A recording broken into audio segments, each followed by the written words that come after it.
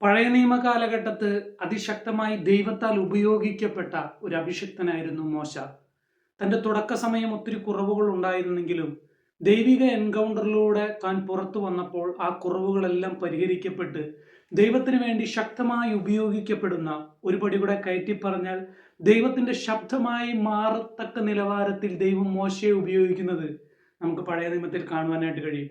എന്നാൽ സങ്കീർത്തനം 90:12 വന്നപ്പോൾ തൻ്റെ അന്ത്യനാളുകളിലേക്കൊക്കെ അടുത്ത സമയത്ത് മോശ ദൈവത്തോട് പ്രാർത്ഥിക്കുന്ന ഒരു പ്രാർത്ഥന, ജ്ഞാനമുള്ളൊരു ഹൃദയം പ്രാപിക്കത്തക്കവണ്ണം ഞങ്ങളുടെ നാളുകളെ എണ്ണ ഞങ്ങളെ പഠിപ്പിക്കണേന്ന്. എന്നെ അത്ഭുതപ്പെടുത്തി ആ പ്രാർത്ഥന. ഞാൻ മോശയോട് ചോദിച്ചു, മോശെ, അതിശക്തമായി നീ ദൈവത്താൽ ഉപയോഗിക്കപ്പെട്ടതല്ലേ, പിന്നെ എന്തുകൊണ്ട് ഇങ്ങനൊരു പ്രാർത്ഥന നിന്നിൽ നിന്ന് ഉയർന്നു?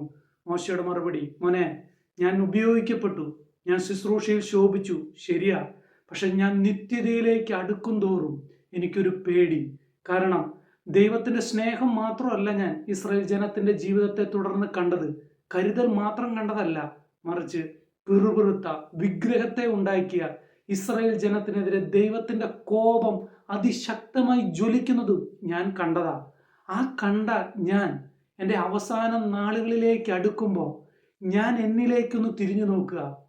എൻ്റെ വാക്കുകൊണ്ടോ നോട്ടം കൊണ്ടോ പ്രവൃത്തി കൊണ്ടോ ദൈവത്തിന് എപ്പോഴെങ്കിലും സങ്കടം, വിഷമം ഉണ്ടായിട്ടുണ്ടോ? ഞാൻ എവിടെയെങ്കിലും ലക്ഷ്യം തെറ്റി ഓടിയിട്ടുണ്ടോ? എൻ്റെ നിത്യത നഷ്ടപ്പെടുമോ എന്നൊരു ചിന്ത എന്നെ അലട്ടുക. അതുകൊണ്ടാണ് ഞാൻ പ്രാർത്ഥിച്ചത്, എൻ്റെ നാളുകളെ എണ്ണാൻ എന്നെ പഠിപ്പിക്കണേന്ന്. കാരണം നാളുകൾ അറിഞ്ഞാൽ നാം മാനസാന്തരപ്പെടാതിരിക്കുമോ?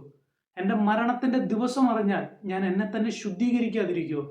അങ്ങനെ ശുദ്ധീകരിച്ച് ഓരോ ദിവസവും മുന്നോട്ട് പോകാൻ വേണ്ടിയിട്ടാണ് ആ പ്രാർത്ഥന ഞാൻ പ്രാർത്ഥിച്ചത്.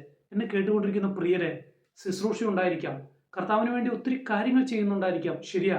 എന്നാൽ ദൈനംദിന ജീവിതത്തിൽ നമ്മെ തന്നെ ഒന്ന് വിലയിരുത്താനും പരിശോധന ചെയ്യാനും മാനസാന്തരപ്പെടേണ്ട എന്തെങ്കിലും അനുഭവങ്ങൾ നമ്മുടെ ജീവിതത്തിലുണ്ടെങ്കിൽ മാനസാന്തരപ്പെട്ട് ജീവിക്കുവാനും സഹായിക്കട്ടെ. മോശ പ്രാർത്ഥിച്ചതുപോലെ നമുക്കും ദൈനംദിന ജീവിതത്തിൽ പ്രാർത്ഥിക്കാം, ഞങ്ങളുടെ നാളുകളെ എണ്ണാൻ ഞങ്ങളെ പഠിപ്പിക്കണേ. കാരണം നമ്മുടെ നാൾ, നമ്മുടെ സമയം ഏത് നിമിഷമാണെന്ന് നമുക്കറിയത്തില്ല. ഏത് നിമിഷമാണെങ്കിലും നിത്യത നഷ്ടപ്പെട്ടു പോകരുത്. ദൈവം സഹായിക്കട്ടെ. God bless you. ആമേൻ.